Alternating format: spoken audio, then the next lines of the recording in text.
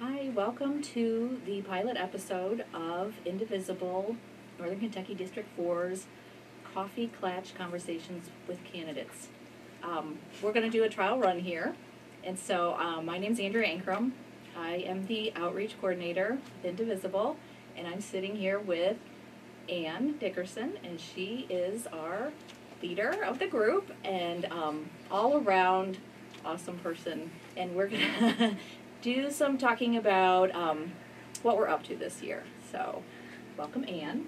How are you today? Thanks. Wow, high praise. That's kind of crazy. I'm great and very excited about everything that is on the slate this year for Indivisible, Northern Kentucky District 4. We like to call it INKYD4 for short. It's easier, less of a mouthful, and a lot of fun to say around people that question, what did they say?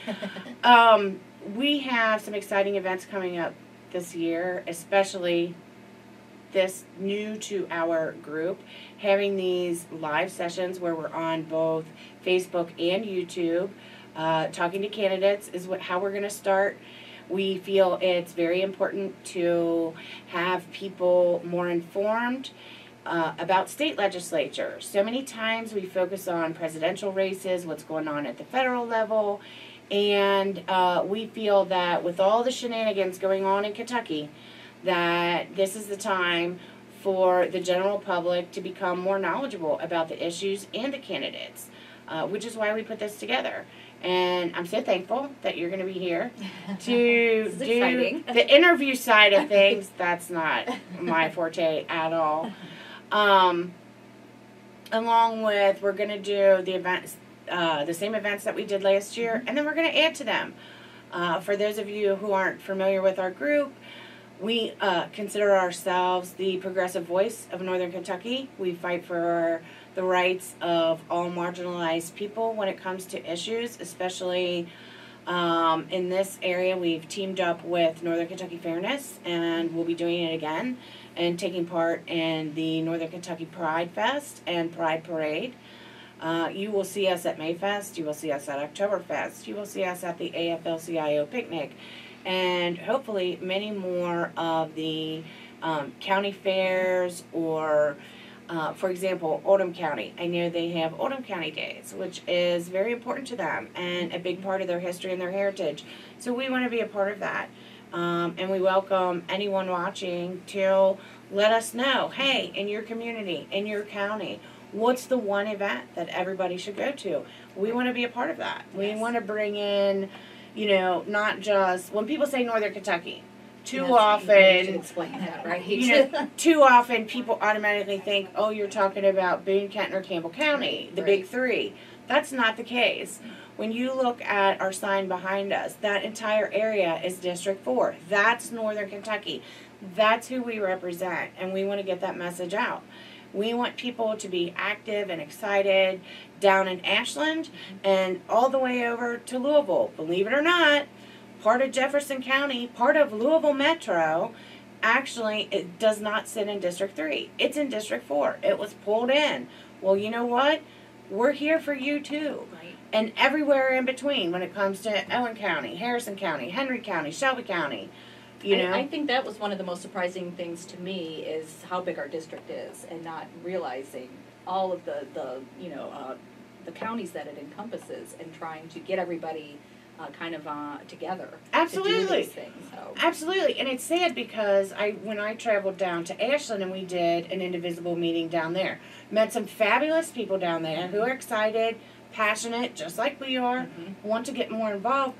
But I asked them honestly, I said, when you're talking about Ashland, do you guys consider yourselves more a part of Eastern Kentucky or Northern Kentucky? Or do you kind of feel like this, isolated or alone out there? Yeah, you're just floating out in space, not a part of either.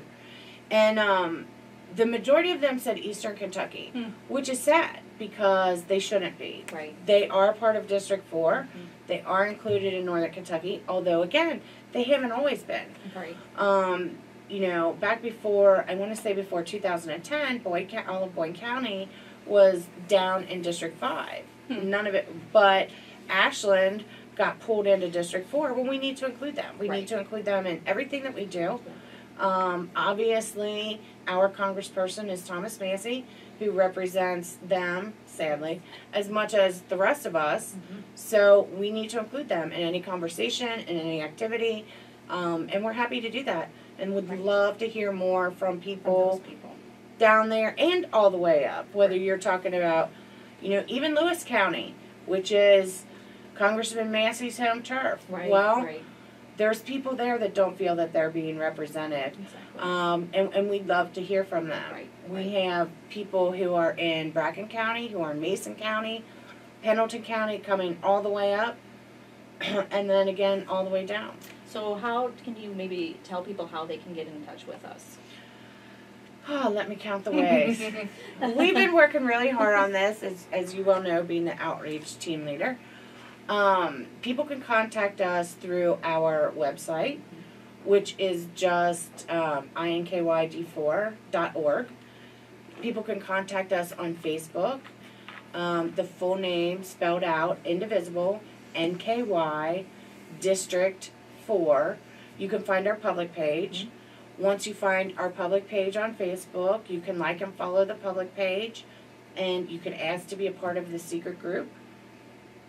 So we do have that kind of hidden as well.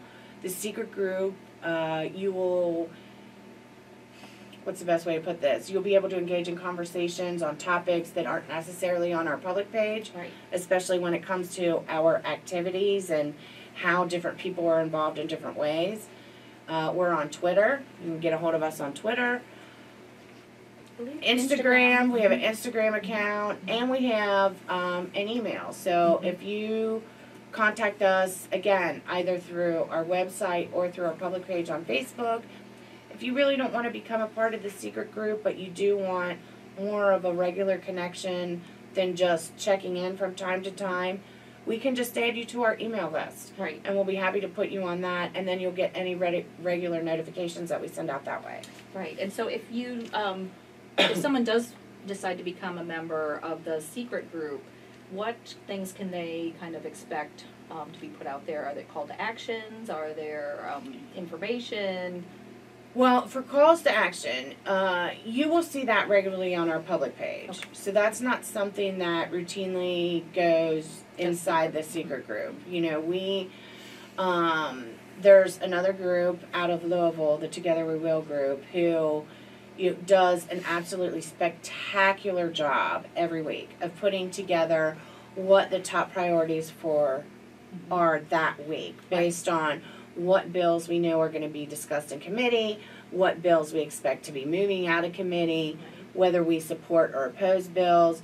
And so why reinvent the wheel? Right, right. They do a spectacular job with that. Naomi Penner, hello, I hope you see this at some point, does a wonderful job. And so, we simply push their work out there because it doesn't get any better than that. Right. So inside the secret group, more what you're going to see is more in-depth conversations. Like somebody might post an article asking, what do you all think about this? Where people can, express their opinions, go back and forth a little bit, or, we might be asking for volunteers for a specific activity. For example, we are actively recruiting people to work on campaigns. For those progressive candidates throughout our district, we need trackers. Right. We need canvassers. We need people willing to phone bank. We need people willing to donate to campaigns. Let's face it, as much as we all hate it, money's a part of everything. So inside the group is where you'll see more that level of activity, higher than just what would be a little more superficial. For example, you brought up the calls to action. Well, with a call to action, all you have to do is really read through it and say, okay, I know how I feel about this. They've given me the number to call and follow that information. Right.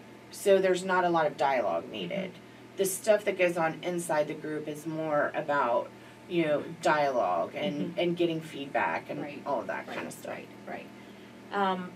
So maybe could you talk a little bit about how important local races are? Because this is something that I think a lot of us don't really think about. And I'm thinking about myself, and I don't even remember if I voted in the last midterm. I really don't. I was, asking my husband this, if he remembered, and he's like, I have no idea. And so I think getting people out to vote in the midterms and just being aware of how important it is at your local level to know who your candidates are, and get out and vote I think is critical, and how we can promote that. Right. Well, I think, let's face it, everything that we're doing stems back to the 2016 election. I mean, that's no hidden agenda or hidden secret. And I think the vast majority of people who, whether you identify as a centrist, an independent, a liberal Democrat, a progressive, whatever label is comfortable to you, the vast majority of those people will admit that they were complacent voters at best. Using myself an example, I always consider myself informed on the issues. Those that were especially important to me, I might dig for a little more information, and tended to just vote for the candidates who had their belief system in line with mine. But again, the majority of that was always at the federal level. Right. When it came to the state level, it was just kind of, I don't even know who my state representative is. I didn't even know what district I was in. Right. Until now. Now, all of a sudden, it's like, okay. This is important. We need to flip the switch on this whole thing. And getting people engaged, but not just getting them engaged, keeping them engaged for the long haul is critical if we want things to change. And that all ends at the local level. We feel it's very important for people to understand the difference between, okay, here's what the city government is, here's what the county government is, here's what the state government is. Yes. And if you live here, I'll use myself as an example. I live in Independence. So if you live in Independence, we have an Independence City Council. I have to deal with the Kenton County government, and then we have the state government. Right. My representative in Frankfurt for the state house is INKYD4 Moser. My state senator is Damon Thayer, who is the head of the, he's the speaker in the Senate. Is that right? Speaker? Senate.